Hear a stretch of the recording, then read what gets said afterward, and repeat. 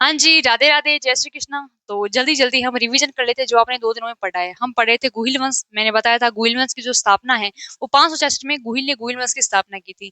ये जानकारी हमें सांबोली अभिलेख 646 से पता चलती है। और ये जो अभिलेख है वो मैंने शिलादित्य से संबंधित था। और शिलादित्य गुहिल वंश का 5वां था। इस अभिलेख में अपने है जो जावर माता मंदिर और जावर खंड की भी जानकारी मिलती है। इसके साथ साथ ये भी जानकारी मिलती है कि जो अपने गुहिल थे वो सूर्यवंशी थे। ठीक है। और मतलब सूर्यवंशी थे, उनकी पूरी जो शाखाएं थी अपने राजस्थान में वो थी 24 शाखाएं। लेकिन प्रमुख जो रियासतें हुई थी वो थी 5। मेवाड़, डूंगरपुर, बांसवाड़ा, प्रतापगढ़, सायापुरा। फिर हमने सबसे पहले स्टार्ट किया था मेवाड़ का इतिहास। मेवाड़ के जो प्राचीन नाम है वो है मेजपाट, प्रागवाद और शिवी जनपद, जो कि क्वेश्चन है जो एग्जाम में बहुत बार पूछा जाता है। फिर हमने स्टार्ट किया था मेवाड़ के इतिहास में सबसे पहले जो राजा हुए थे वो थे अपने बप्पा रावल। आप सभी को पता है कि बप्पा रावल ने 734 में अपने मामा यानी मानमौर्य को हराकर है चित्तौड़ पर अधिकार कर लेता है। ठीक है। और मैंने से ये अपने जो बप्पा रावल थे हरित ऋषि के अनुयायी थे। ठीक है। और इन्होंने नागदा में एकलिंग जी का मंदिर बनाया था। क्यों बनाया? क्योंकि मेवाड़ के सभी जो राणा थे वो स्वयं को एकलिंग जी का दीवान मानते थे। जैसे जयपुर वाले गोविंद देव जी का दीवान मानते हैं खुद को। ठीक है। आपको ये भी पता है कि इन्होंने चित्तौड़ में है सूर्य मंदिर का निर्माण करवाया था, जो कालिका माता मंदिर के नाम से भी जाना जाता है। इन्होंने सर्वप्रथम चित्तौड़ में है जो या फिर मेवाड़ में सोने के सिक्के चलाए थे, जो कि पूरे 115 ग्राम के थे। ठीक है। और आपको ये भी पता है कि इन्होंने भाई जो पाकिस्तान के है जो सलीम को हरा दिया था। ठीक है। और फिर यहाँ पर है उनके नाम पर है, आपके पता है पाकिस्तान में एक शहर पड़ता है रावलपिंडी। अपने इतिहासकार हुए थे सीवी वैद्य। सीवी वैद्य ने अपने है जो बप्पा रावल की तुलना है जो फ्रांसीसी सेनापति चार्ल्स मार्टल से की थी। बप्पा रावल की जो उपाधियां है वो है अपने है हिंदू सूरज, राजगुरु और चकवे। फिर हमने जो नेक्स्ट राजा पढ़ा था वो पढ़ा था अल्लट। अल्लट का जो वास्तविक नाम था वो था अपना आलू लावल। इनके जो जानकारी के स्रोत है वो है दो। एक तो है सारणेश्वर प्रशस्ति जो है 953 की, और अपना शक्ति कुमार जो अभिलेख है वो है 977 का।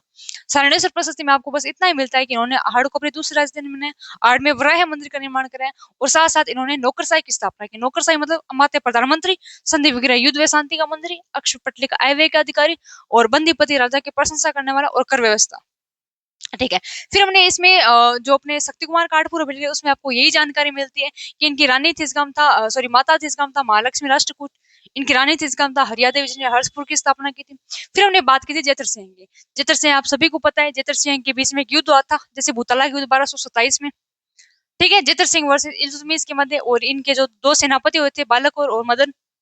ये जानकारी यानी युद्ध की जो प्रॉपर जानकारी है वो आपको जैसे शुरू की पुस्तक हमीर मर्द में मिलती है। इस पुस्तक में हमीर को इल्तुतमिश बताया गया। ठीक है। फिर आप सभी को बताइए दशरथ शर्मा के अनुसार मध्यकालीन मेवाड़ का जो स्वर्ण शासन काल है वो अपने जेतर सिंह का था। फिर हमने पढ़ा था थोड़ा सा जो तेज सिंह के बारे में। तेज सिंह के बारे में बस इतना ही था कि श्रावक प्रतिक्रमण सूत्र चूर्ण के राजस्थान का पहला चित्रित ग्रंथ था। ठीक है। 1260 कमल चंद्र द्वारा चित्रित है। बस यहाँ तक हमने कल बात की थी। आज अपना जो नेक्स्ट रहने वाला है वो रहने वाला है रतन सिंह। ठीक है। तो नेक्स्ट है राणा रतन सिंह। और इनका शासन काल थोड़ा याद रखना, इनका शासन काल था 1301 से लेकर 2 तक। सॉरी 2 से लेकर 3 तक 1 साल इनका शासन काल रहा था। ऐसा माना जाता है कि भाई अपने जब राणा रतन सिंह है जो मेवाड़ के जब राजा बन गए थे तो इनका एक छोटा भाई था, इसका नाम था कुंभकर्ण। कुंभकर्ण वह नहीं जो मैंने से रावण का भाई था, नहीं, एक रतन सॉरी एक कुंभकर्ण हुए थे जो मैंने से अपने राणा रतन सिंह के भाई हुए थे। तो वो इस बात पर नाराज होते हैं कि भाई मुझे राजा नहीं बनाया था, तो फिर उन्होंने राजस्थान ही छोड़ दिया था कुंभकर्ण ने। और कुंभकर्ण वापस शिफ्ट हो जाता है अपने है जो नेपाल में। नेपाल में उन्होंने एक शाखा प्रारंभ की, उस शाखा का नाम था अपने है जो राणा शाखा। ठीक है। क्योंकि इनका जो मेन जो उत्पत्ति स्थल था नेपाल वालों का राणा शाखा थी, उनका उत्पत्ति स्थल वो अपने राजस्थान ही था। इन्हें किसी कारणवश नाराज होकर वहां शिफ्ट हो गए तो वहां पर एक शाखा बन गई। तो कौन शाखा बनी? राणा। ठीक है। तो ये कुंभकर्ण। तो इन्होंने क्या किया था नेपाल में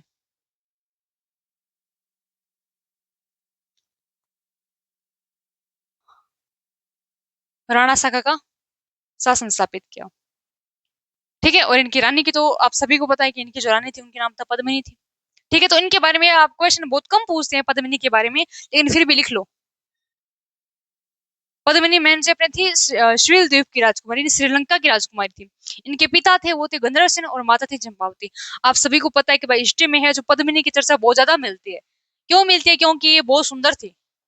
और आप सभी को पता है कि पद्मावती की तो एक बुक भी है जो 1540 में लिखी गई थी, वो भी चर्चा करेंगे। लेकिन इसमें ये सुन लो कि पद्मिनी, ऐसा सारे इतिहासकार मानते कि पद्मिनी बेहद सुंदर थी। ठीक है। ये जो पद्मिनी अपनी है सुंदरता के लिए और अपने है जो जोहर के लिए, अपने बलिदान के लिए मैन से अपनी हिस्ट्री में जानी जाती है। लेकिन अपनी इनकी जो बुक है पद्मावत उसमें इनकी 1% भी है सुंदरता की आपको डिटेल नहीं मिलती है। ठीक है, तो लिख लो कि भाई जो अपनी पद्मिनी थी वो मैंने से कहाँ की थी, श्रीलंका की, या फिर सिलद्वीप कुछ ही बोल दो, श्रीलंका की राजकुमारी थी। इनके जो पिता हुए थे वो थे गंधर्वसेन, माता थी वो थी चंपावती।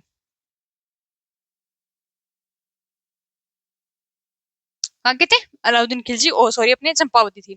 ऐसा मानते कि भाई अपने जब मेवाड़ में रतन सिंह का शासनकाल हुआ करता, उसी टाइम अपने है जो दिल्ली में जो राज मैन से जो मुगल हुआ करता था, उसका नाम था अलाउद्दीन खिलजी। अलाउद्दीन खिलजी को थोड़ा थोड़ा पता चलता है कि एक तो अपने है जो मेवाड़ वाले बहुत क्या है, मैन से है जो धनवान है, पैसे की कोई कमी नहीं है। तो और आप सभी को ये पता है कि मान लो कोई बाहर का बंदा, मान लो किसी जो विशेष क्षेत्र पर आक्रमण कर रहा है, तो उस आक्रमण का कारण क्या हो सकता है? यही हो सकता है कि साम्राज्य विस्तार करो जितना हो सके। ठीक है, तो अलाउद्दीन खिलजी मैन को पता चलता है कि भाई अब है जो पैसे वाली जगह है अपनी चित्तौड़ी है, वहां पर अटैक किया जाए। तो ऐसा मानते हैं कि 1302 में अपने अलाउद्दीन खिलजी अटैक करते हैं जो चित्तौड़ पर। उनका जो आक्रमण की अगर आपसे बात पूछते हैं आक्रमण का कारण क्या था, तो कारण अगर आप डीप से पढ़ना चाहो तो कारण बस यही है, मैं बोल के बता देती हूँ। एक तो था कि मान लो अगर कोई युद्ध हो रहा है तो युद्ध का कारण ये है कि साम्राज्य विस्तार है। ठीक है, आपको ये भी बताया कि अपना चित्तौड़ का किला था ऊंची पहाड़ी पर बना हुआ है। कहां पर बना? ऊंची पहाड़ी पर बना हो, इसलिए उसका रणनीतिक महत्व है। रणनीतिक मतलब समझते हो? ठीक है, तो एक रणनीतिक महत्व है। एक है जो मैंने मानते हैं कि जो चित्तौड़ था वो दिल्ली से मालवा और मालवा से गुजरात के व्यापारिक मार्गों पर स्थित था। यानी ऐसा मैंने से पीक पॉइंट पर बना हुआ था कि वहां पर बैठ के तीन चार जो एरिया था उसका मैंने से है जो आराम से उसकी निगरानी की जा सकती है। एक ऐसा मानते कि भाई जब अपने पहले रतन सिंह के जो पहले जो राजा बने थे वो थे समर सिंह। एक बार ऐसा मानते कि अलाउद्दीन खिलजी है जो गुजरात जा रहा था, जब गुजरात जा रहा था तो उनको पीक पॉइंट पर बैठता है अपना चित्तौड़, तो वहां से जब वे गुजरे तो समर सिंह ने उससे कर वसूल किया था। अलाउद्दीन खिलजी का है जो मैंने से एक और हुआ, इनको लगा वो एक आराम से जा रहे थे, बीच में समर सिंह बैठा, उन्होंने अपने से टैक्स ले लिया तो उसका बदला लेना चाहिए। तो तीसरा कारण ये लिख सकते हो कि जब मेवाड़ सॉरी जो अलाउद्दीन खिलजी गुजरात जा रहे थे उस टाइम मेवाड़ के राणा समर सिंह ने से कर वसूल किया था, इसलिए वो उसका बदला लेना चाहता था। ठीक है, एक बात है कि मेवाड़ की शक्तियां लगातार बढ़ रही थी, इतने मान शक्तिशाली राजा थे, बप्पर वाले बहुत शक्तिशाली हुए थे, जतर सिंह वो भी शक्तिशाली थे, अलट मैन से सारे हैं मेवाड़ के राजा थे वो अपने आप में क्या थे, शक्तिशाली थे। तो अलाउद्दीन को सोचा कि भाई मेवाड़ की शक्तियां लगातार बढ़ रही है तो उन्हें दबाया दिया जाना चाहिए। और 6 नंबर है मैन से थी पद्मिनी की सुंदरता। लेकिन हम जब अलाउद्दीन खिलजी और रतन सिंह के बीच में जो युद्ध का कारण पढ़ते हैं तो सबके होठों पर बस एक ही बात आती है, पद्मिनी की सुंदरता। ठीक है, तो मैंने से ऐसा मानते कि भाई सुंदर थी, पहले उनको पता नहीं था कि सुंदर थी या नहीं थी। अपने यहाँ का एक बंदा हुआ उसका नाम था राघव चेतन, उनके पेट में कोई बात खटाई नहीं। कुछ कुछ होते हैं अपने कि जैसे जैसे कोई बात है, मानो कोई इंपॉर्टेंट बताने वाली है नहीं बताने वाली, जब तक किसी बंदे को बता ना दे तब तो उनका खाना हजम नहीं होता। उसी प्रकार अपने है जो राघव जितने कैसे बंदे हुए थे, उन्होंने कहा ये बात किसको बताऊं कि अलाउ सॉरी जो अपनी पद्मिनी बहुत सुंदर है। तो ये जो अपने राघव जितने थे उन्होंने बताई अलाउद्दीन खिलजी को।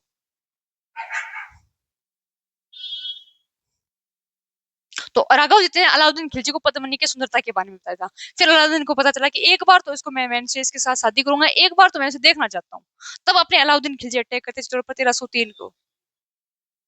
कब अटैक करते हैं? 1303 में अटैक कर देते हैं। ठीक है, और इस पर याद है कि जब टाइम पीरियड था 1540 को, आप सभी को पता है कि इतनी सुंदर थी उस पर कोई ना कोई बुक लिखनी चाहिए, क्योंकि बुक के माध्यम से तुम्हें पता चलता है कि वह सुंदर थी या नहीं थी, उन्होंने जौहर किया या नहीं किया था। तो याद है कि 1540 में एक बंदा हुआ था मलिक मोहम्मद जायसी, इन्होंने एक बुक लिखी थी जिसका नाम था पद्मावत। कौन सी बुक लिखी थी? 1540 से अपने है मलिक मोहम्मद जायसी जौनपुर प्रताप के यूपी में, वहां पर बैठ के बुक लिखी थी, उसका नाम था पद्मावत। लेकिन पद्मावत जो बुक है उसमें अपने पद्मिनी के बारे में, सुंदरता के बारे में कोई विशेष है मैंने से वर्णन नहीं किया गया है। ये तो अपने इतिहासकारों ने कहते कि हाँ सुंदर थी और हमने मान लिया कि सुंदर थी। तो दुखलो भाई कुंभकर्ण था, इसने नेपाल में राणा साका का स्थापन किया। पद्मिनी थी वो श्रीलंका द्वीप की राजकुमारी थी। पिता थे गंधर्वसेन, माता थी इनकी चंपावती। और अपने हैं राघव चतुर्थ ने अलाउद्दीन खिलजी को पद्मिनी की सुंदरता के बारे में बताया था। और 1540 में मलिक मोहम्मद जैसी ने जौनपुर यूपी में बैठकर एक बुक लिखी थी, उसका नाम था पद्मावत था। फिर अपने 1302 में अपने हैं जो अटैक करते थे, कौन? अलाउद्दीन खिलजी अटैक करते हैं। ऐसा मानते हैं कि भाई उस युद्ध में है अपने रतन सिंह की पार नहीं पड़ी थी। और आप सभी को पता है कि जैसे मान लो कोई युद्ध में है किसी बंदे की पार नहीं पड़ती है। और अपना है चित्तौड़ किला इतना बड़ा था कि उसमें लगभग 30 से 40 हजार लोग आराम से रह सकते थे। यही राजस्थान का अगर सबसे बड़ा है जो आवासीय किले की बात की जाए वो अपना चित्तौड़ी था। ठीक है, तो भाई इस युद्ध में है अपने है जो रतन सिंह की पार नहीं पड़ी। और आप सभी को पता है कि जब किस युद्ध में किसी राजा की पार नहीं पड़ती है तो फिर होता है केसरिया। यानी सारे जो लोग होते हैं वो केसरिया कपड़ा धारण कर लेते हैं और अपने है किले से बाहर निकल जाते हैं। उनको ऐसे लग जाता है कि भाई अब तो बचने के चांस बहुत कम है। तब उस टाइम होता है केसरिया। तो उसी प्रकार अपने चित्तौड़ का जो पहला साका हुआ था वो हुआ था 1303 को। तो लिख लो किस किस के मध्य, तो इसमें होता है केसरिया, या फिर ऐसे लिख लो साका। साका में होते हैं दो चीज, पूरा मिटा के लिख ले। साके में दो चीज होती है। पुरुष तो मैंने से ऑब्वियसली सी बात है कि केसरिया धारण करते हैं और अपने किले से बाहर निकल जाते हैं कि अब तो है जिंदा रहने का कोई मतलब ही नहीं है, तो वो कैसे धारण करते हैं। फिर मैं आपको ये भी माइंड में क्वेश्चन आएगा कि भाई फिर महलों में जो रानी रहती उनका क्या होता था। तो वो जो रानियां हुआ करती वो करती थी जोहर। जोहर यानी आग का एक अग्निकुंड हुआ करता, उसमें कूद जाया करती थी। तो वो करता अग्निकुंड में, क्योंकि मान लो किसी कारणवश अगर जोहर नहीं किया जाता तो आप सभी को पता है भाई दुश्मन होता है वो अपनी जो दुश्मन की जो मैन से रानी होती है उसके साथ मैन से बुरा व्यवहार करता है।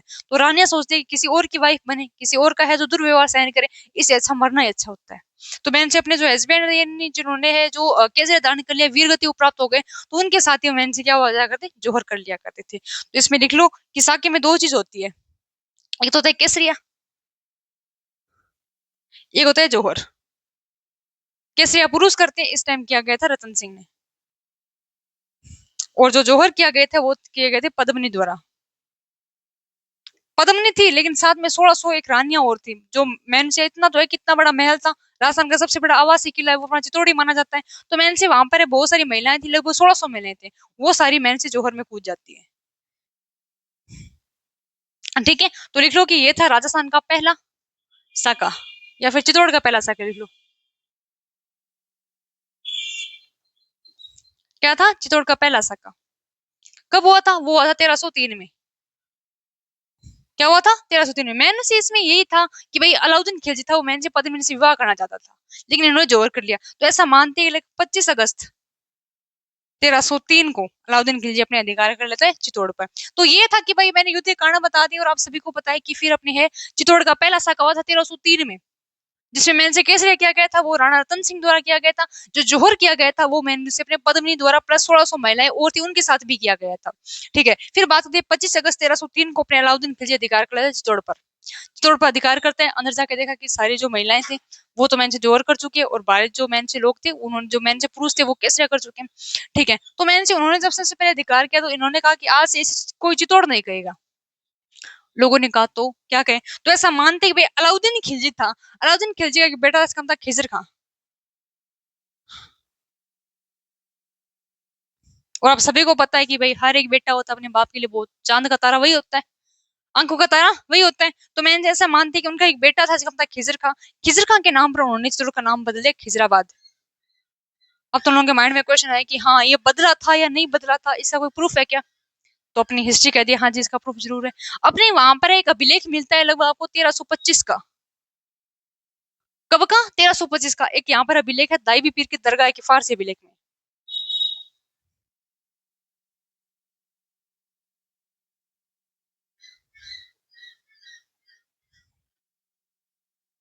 देखो हमें ऐसे पता नहीं चलता कि भाई खिजराबाद है या नहीं है, लेकिन उसके मान लो कोई अगर मान लो कोई बंदा है, कोई महल है, कोई किला है, कोई मकबरा बना रहा है, तो उसके बारे का अभिलेख लगवा दिया करता है, पत्थर की शिला लगा दिया करती थी और पत्थर पर कुछ लिख दिया जाता था। तो वो हो गया अपना अभिलेख। तो उस अभिलेख अपना ऐसा मानते हैं कि भाई अपने अलाउद्दीन खिलजी ने चित्तौड़ का नाम है खिजराबाद कर लिया था। ये जानकारी आपको कहाँ से मिलती है, तो ये मिलती है अपने है चित्तौड़ में पड़ती है दाई पीर के दरगाह के फारसी अभिलेख में। जो अभिलेख है 1325 का, उसे प्रॉपर डिटेल मिलती है। तो मैंने से अब अपने अलाउद्दीन खिलजी अपने नेक्स्ट है जो दौर पर निकल गए। फिर अपनी है जो मैंने से जो चित्तौड़ का प्रशासक नियुक्त किया गया था वो खिजर खान को किया गया था। ठीक है, खिजर खान सोचते हैं कि भाई इतना बड़ा चित्तौड़ है इसमें अपने कोई भी निर्माण करे मैं भी करूँ। तो आप सभी को पता है कि चित्तौड़ के पास नदी बहती है दाई सॉरी अपनी गंभीरी नदी। ठीक है, तो यहाँ पर इन्होंने गंभीरी नदी पर पुल का निर्माण, चलो पूरा लिख लो। इनका भी कोई फर्ज बनता है कि मैं भी कुछ काम करूं। तो यहाँ पर अपनी है नदी बहती है गंभीरी नदी, तो गंभीरी नदी पर सबसे पहले उन्होंने पुल का निर्माण करवाया। ठीक है, तो लिख लो गंभीरी नदी पर पुल का निर्माण।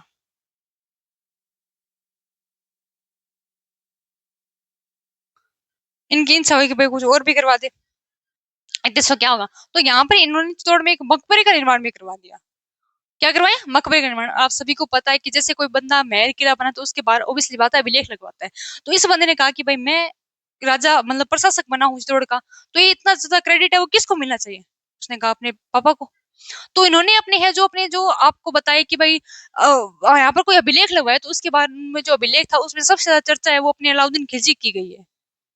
ये अलाउद्दीन खिलजी की 2000 उपाधियां लिखी गई है उसमें, तो लिख लो कि यहाँ पर इन्होंने लगवाया था मकबरे का निर्माण।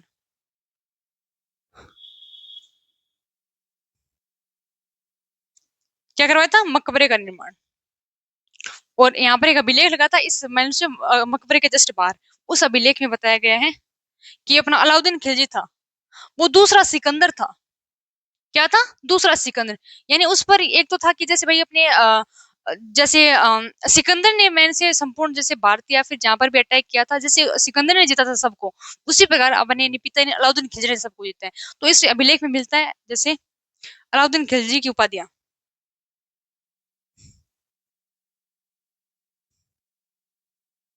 दूसरा सिकंदर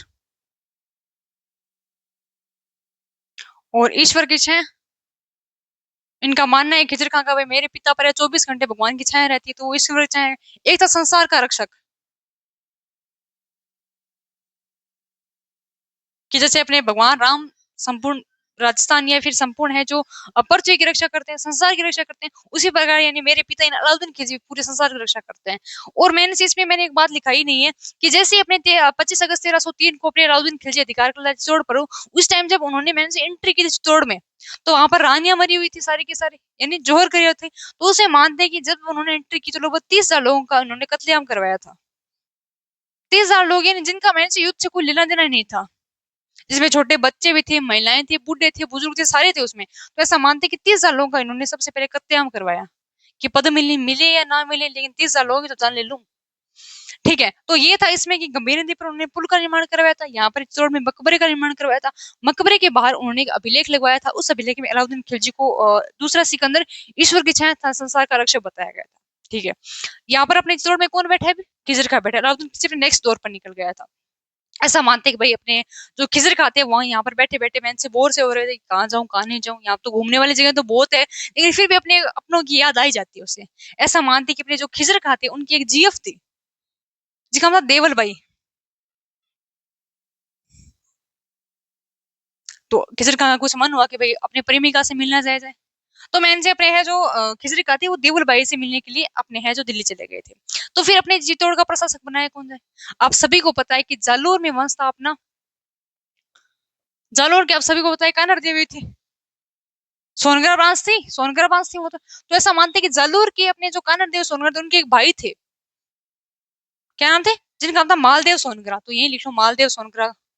और मालदेव, ये क्वेश्चन याद रखना कि मालदेव सोनगरा थे, इन्हें मुछड़ा मालदेव ही कहा जाता है।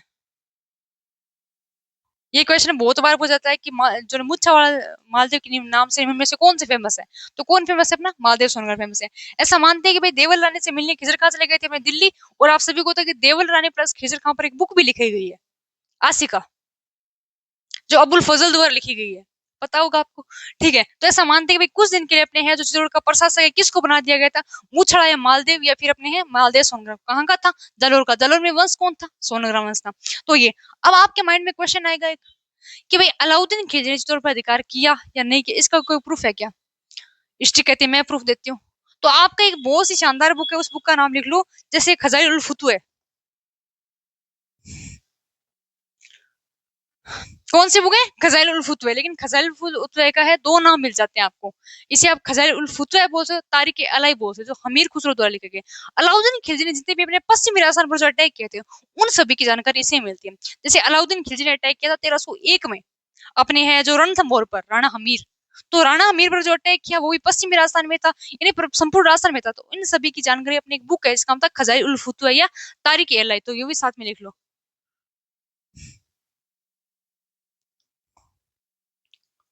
खजाइल उल, ये क्वेश्चन पूछते हैं। इसका दूसरा नाम है तारिक अलाई।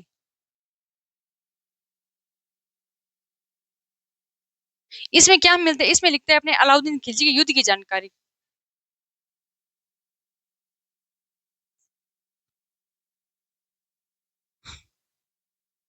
पश्चिमी राजस्थान के आक्रमण की जानकारी।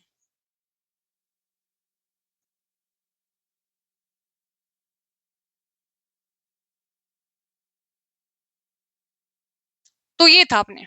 ठीक है, यहाँ से ये अपना जो रतन सिंह था उनके बारे में इतना ही, रतन सिंह के बारे में कुछ इतनी डिटेल होती है कि भाई अधिकार कर लिया था वहां पर अपना है जो राजपाट संभाल रही है। अभी तक चित्तौड़ में कौन बैठा है? मालदेव सोनगरा बैठा है। ठीक है, यहाँ तक आप सभी को पता है भाई चित्तौड़ किसके हाथों चला गया? वो चला गया अपने हैं जो दिल्ली वालों, मुगलों के पास चला गया। ठीक है, फिर यहाँ पर एक राजा बनते, उसका नाम था राणा हमीर। कौन बनते हैं? राणा हमीर बनते हैं। ऐसा मानते कि भाई जब अपने है जो अलाउद्दीन खिलजी जब अटैक कर रहा था, उस टाइम अपने जो राणा लाखा थे वो, सॉरी राणा हमीर थे, वो छोटे थे। कौन थे? बहुत छोटे थे। फिर थोड़े थोड़े बड़े होते तो उनको पता चलता है कि भाई अपने चित्तौड़ है किसके पास चला गया? अपने है जो दिल्ली वालों के पास चला गया, मुगलों के पास चला गया। फिर थोड़े समय पसा राणा हमीर की आंखें खुलती है कि भाई अपने युद्ध करना चाहिए। तो उस समय मानते हैं कि उन्होंने जब अटैक किया था उस टाइम अपने जो चित्तौड़ का प्रशासक था वो था बनवीर सोनगरा। बनवीर सोनगरा को हराते हैं और वापिस मैन चित्तौड़ है जो मैन से अपने जो अपने कब्जे में ले लेते हैं। देखो, बनवीर सोनगरा को हराकर चित्तौड़ पर अधिकार किया, या फिर चित्तौड़ पर पुनः अधिकार किया।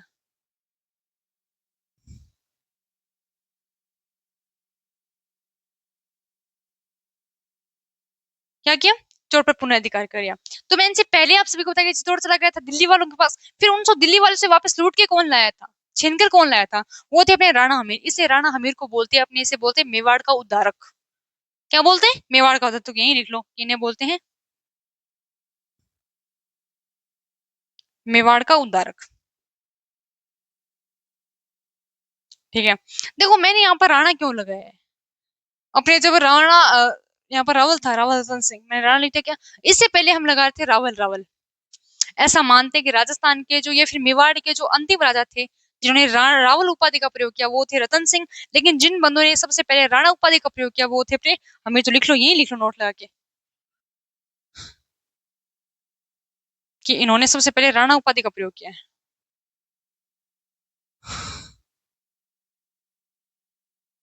और इनसे पहले वाले को क्या यूज करते थे? इनसे पहले वाले यूज करते रावल, और रावल जो उपाधि लास्ट में जो बंदे ने लगाई थी वो थे अपने रावल रतन सिंह। ठीक है, एक तो इन्होंने कहा कि पुनः अधिकार कर दिया, उन्हें मेवाड़ का उद्धारक कहा था। ये तो नॉर्मल डिटेल बातें थी। ऐसा मानते कि भाई जो राणा हमीर थे वो अपने सिसोदा गांव के थे। किस गांव के? सिसोदा। और सिसोदा गांव की जो स्थापना है वो मैन से सॉरी राहब द्वारा की गई थी। ये राहब वाला बहुत कम पूछ रहे, इतना याद है कि जो राणा हमीर थे वो कौन से गांव के थे? वो सिसोदा गांव के थे। इसलिए यहाँ पर जो अपने है जो मेवाड़ की जो नेक्स्ट ब्रांच शुरू हुई थी वो हुई थी सिसोदिया। क्या हुई थी? सिसोदिया। तो यही लिख लो, इसमें थोड़ा बार बार, चलो इसमें ये लिख लो एक बार, राणा हमीर पढ़ रहे हैं तो इसमें ये लिख लो कि ये थे सिसोदा गांव थे।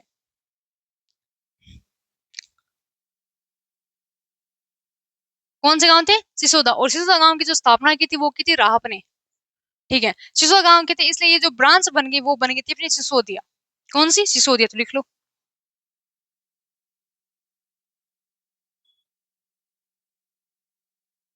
वंश तो गुहिल ही पढ़ रहे हैं, लेकिन गुहिल में फिर जो वंश होता है उससे बहुत सारी ब्रांच होती है। जैसे मान लो कोई ब्राह्मण है, उसे बहुत सारी ब्रांच होती है ना? कोई पांड्य होते हैं, कोई जोशी होते हैं, उसी प्रकार अपने जो वंश तो कौन चल रहा है? गुहिल ही चल रहा है, लेकिन गुहिल में बहुत सारी शाखाएं हो गई थी।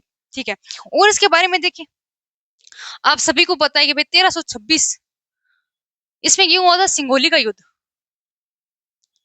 क्या? कौन सा युद्ध? सिंगोली का। तो इसे ऐसे मानते हैं कि 1326 में सिंगोली का युद्ध हुआ था। इस युद्ध में अपने हमीर ने मैन से है जो मोहम्मद बिन तुगलक को हराया था। किसको हराया था? मोहम्मद बिन तुगलक। तो लिख लो कि सिंगोली का युद्ध हुआ 1326 में। किसको हराया था? मोहम्मद बिन तुगलक।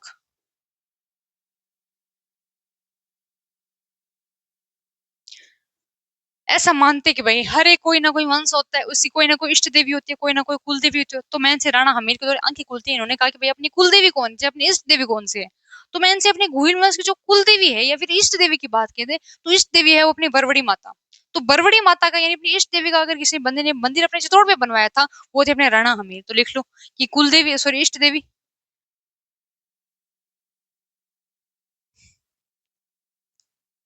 बरवड़ी माता। और याद ना कि जो बरवड़ी माता है इनको आप कभी कभी बोलते हो अन्नपूर्णा माता। का मंदिर कहाँ बनवाया था? चित्तौड़ में, एक ये बना है। ये तो थे इनकी कुल देवी। इष्ट देवी, कुल देवी में समझते हो क्या होता है? देखो इष्ट देवी तो वो होती है जिनका हम दिल्ली है जिनकी आराधना करते हैं, और कुल देवी होती है जिनके अपने पूर्वज मानते आ रहे हैं। क्या कर रहे हैं, जैसे अपने पूरा जो अपना जो पूरा वंश है वो उसे बचपन से या फिर उनसे जो बहुत सारी पीढ़ियों से पहले धोखते आ रहे हैं, तो वो तो होती है उनकी कुल देवी। इष्ट देवी वो होती है जिनकी हम सुबह शाम आराधना करते हैं, वो क्या कहलाते हैं, वो कहलाते हैं अपनी इष्ट देवी। तो इसमें ये लिख लो कि इष्ट देवी है वो वरुणी माता का मंदिर इन्होंने चित्तौड़ में बनाया था। साथ साथ इनकी जो कुल देवी है वो है बाण माता।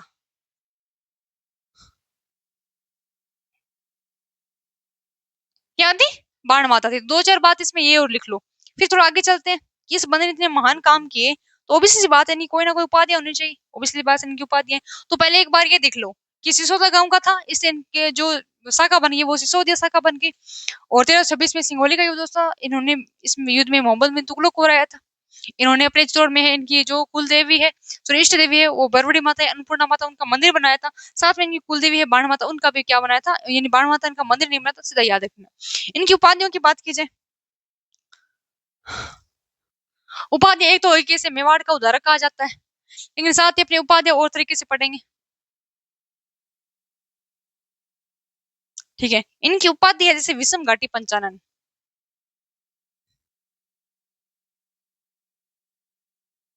ये इनकी जो उपाधि है, ये उनका जो नाम मिलता है वो मिलता है अपनी कुंभलगढ़ प्रशस्ति।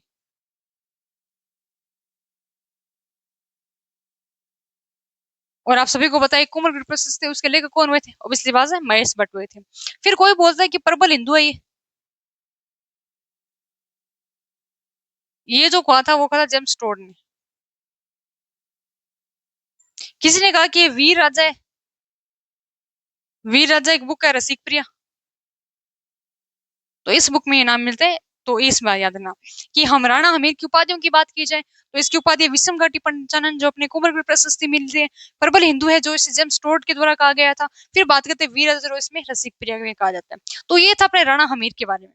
ठीक है, लेकिन अगर आप उसे डीप से पढ़ना चाहो तो ऐसा मानते हैं कि भाई अपना यहाँ पर एक राजा हुआ था लक्ष्मण सिंह, जिसके दो बेटे हुए थे, एक का नाम था आरी सिंह, एक नाम था अजय सिंह।